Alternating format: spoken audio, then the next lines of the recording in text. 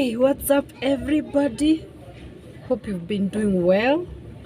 Welcome back to my channel. Welcome back to another video. Thank you so much for being here. If you're new, please consider subscribing, support your girl. If you're a returning viewer, thank you so much for the support so far, and I'm really grateful.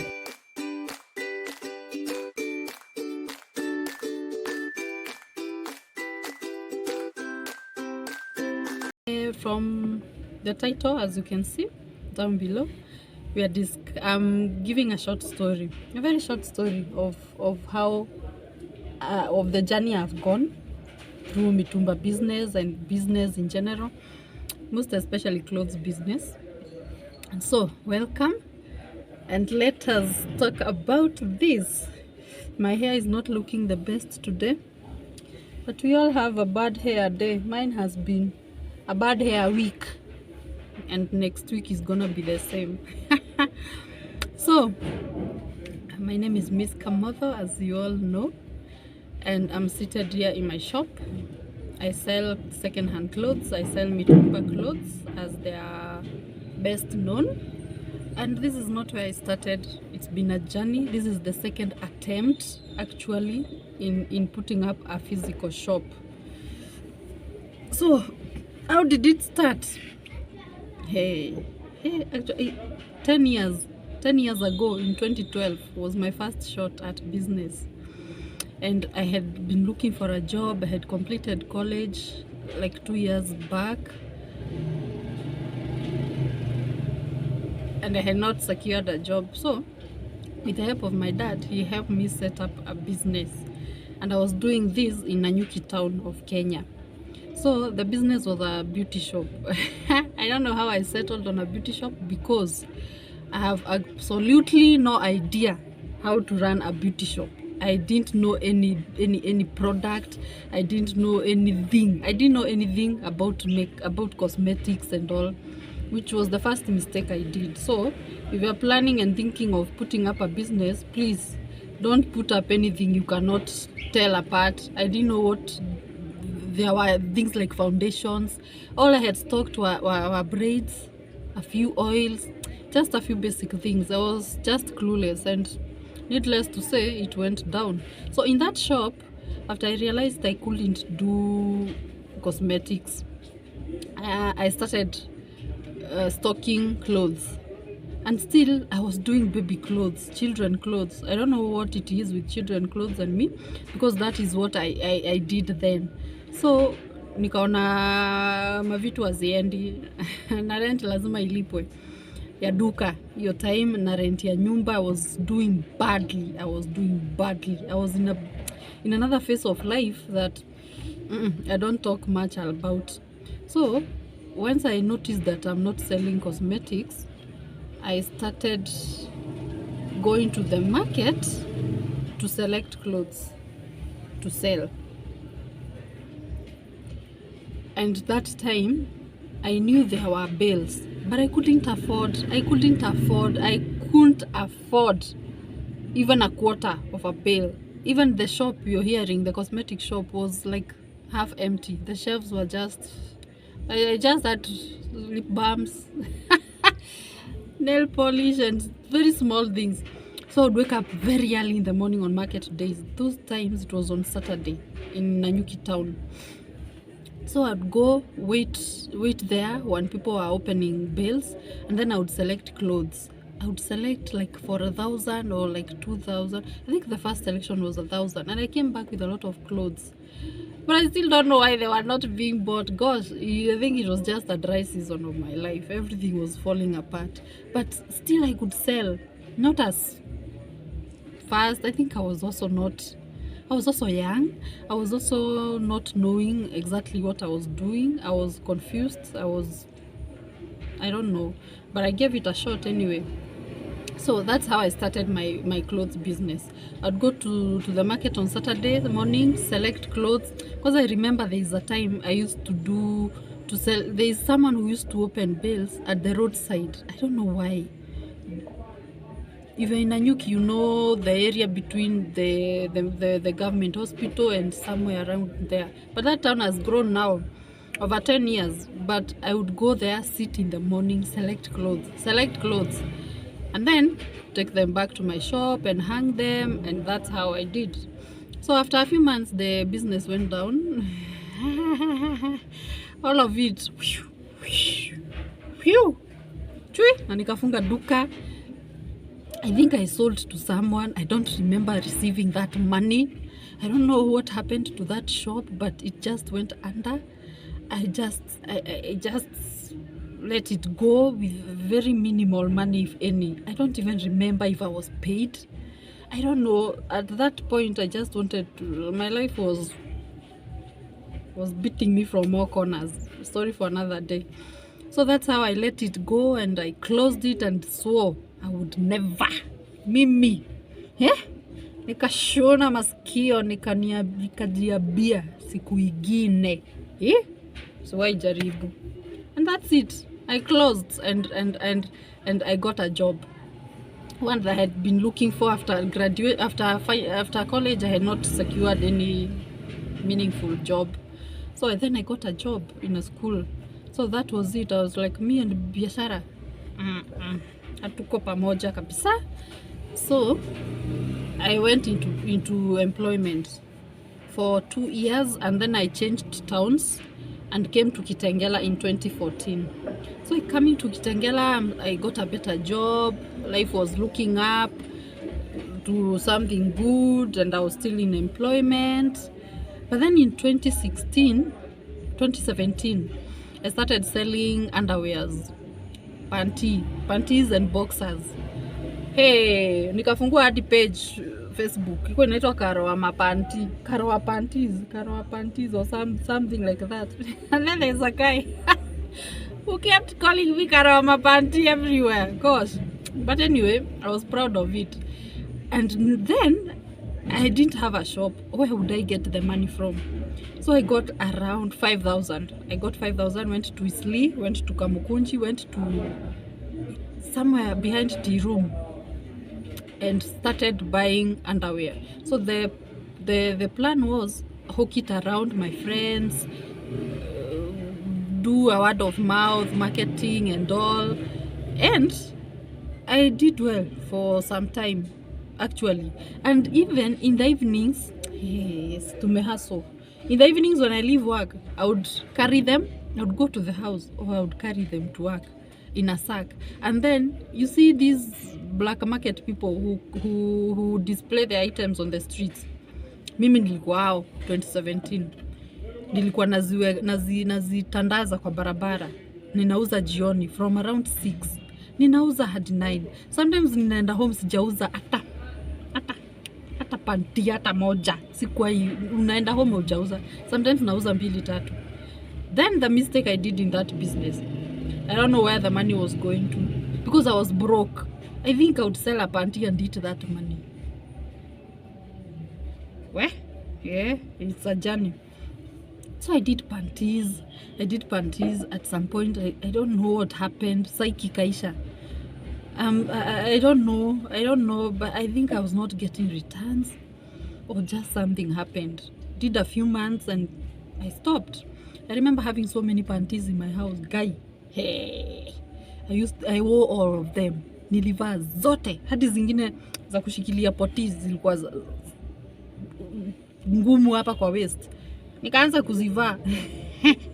So me, I didn't have a problem with panties. I had so many panties. I would wear them all. When stock now became my clothes. But I would still sell, and then I put up stickers in our building where I used to live. In the flat I used to live then, I put up stickers that at my door, I'm doing underwear and all. And sometimes people would come, especially those who are sleeping over and they didn't have a panty change. They would come to buy at my house, and I was selling. So that was another attempt at selling clothes, but those were new panties, and I did well. I knew the prices of panties, different shapes, sizes and all. So that was it. Makucha yangu imekatika officially. Sasa Let me sip something.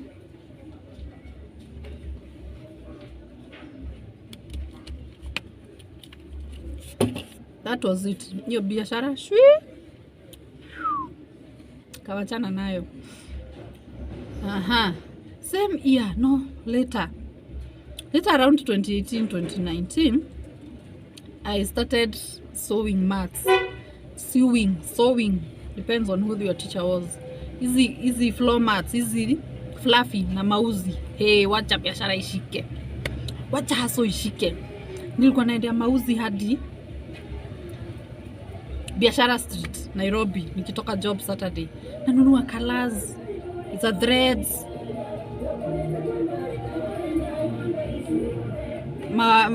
all those crocheting items.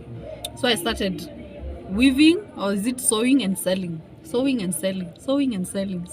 And I was also enjoying it. I was doing it leisurely. One of those. And that was also an attempt in business. So I made several, but stopped. Why? Because, hey, people don't want to pay for that work.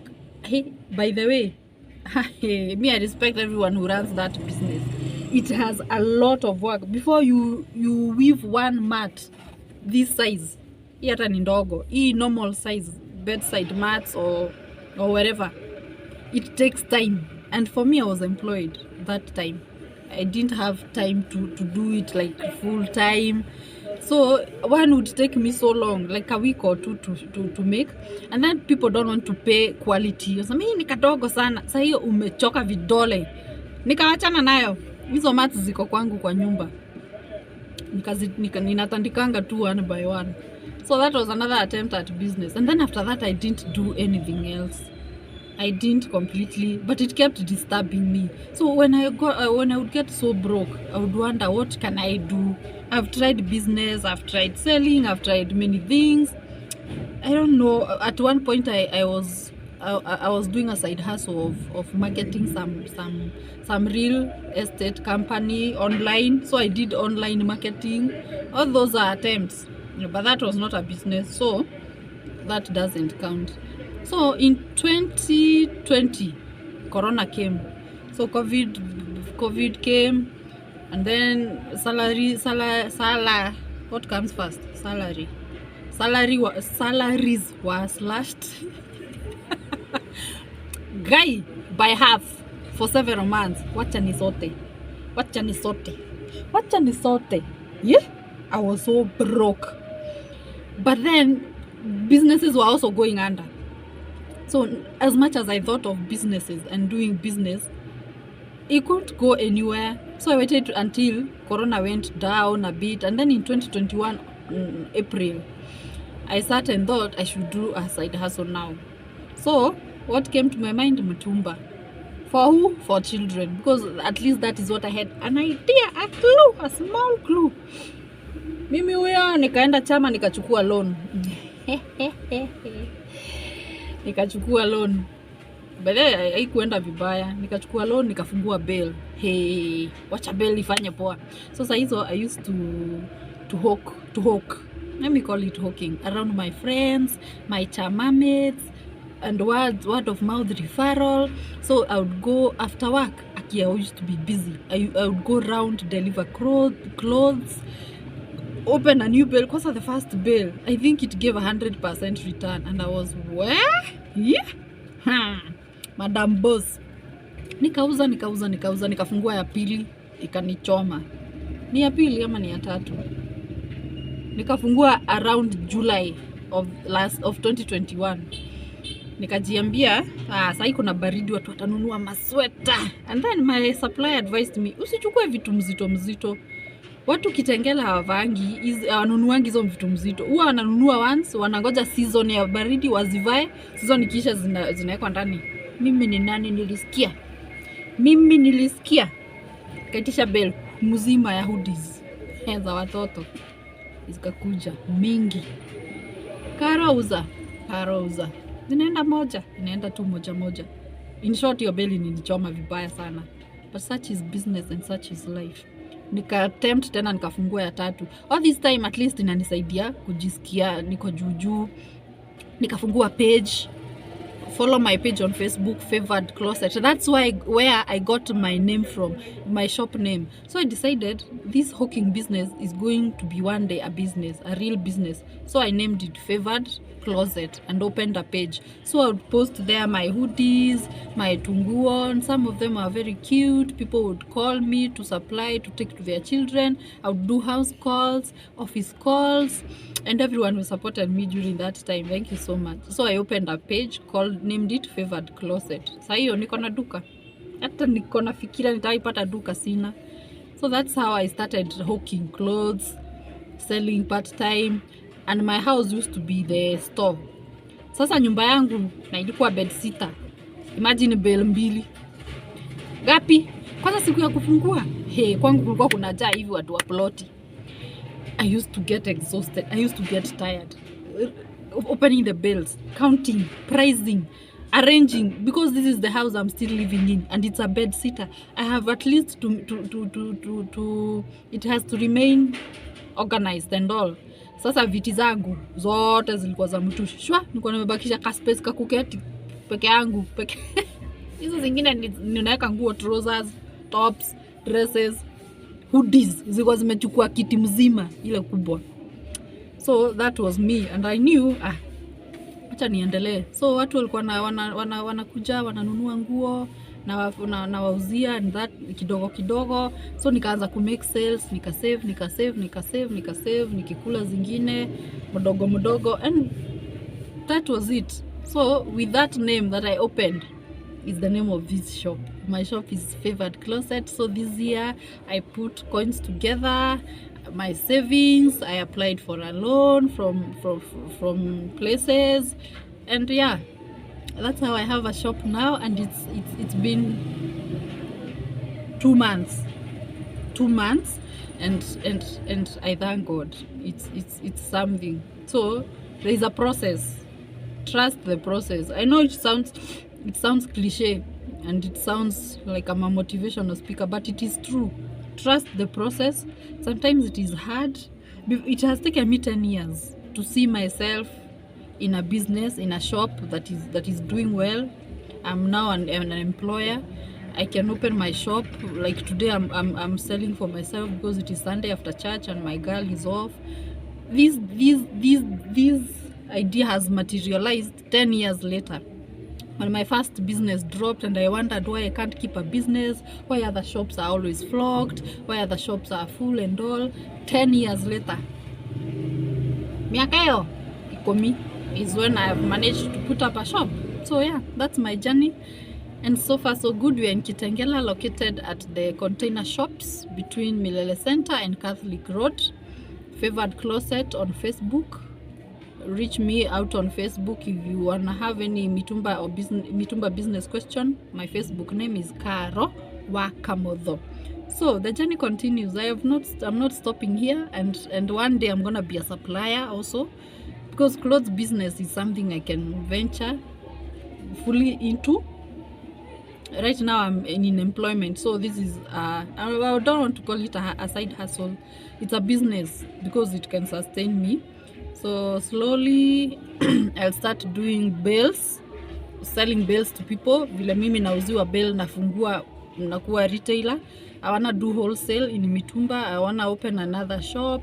I will open another shop. I'll be a supplier. I'll import my own bells and sell. And yeah, that's how life is. A day at a time, a trial at a time, and trusting the process. So thank you for listening to my short story. Yeah, and that's it about it. Thank you for watching.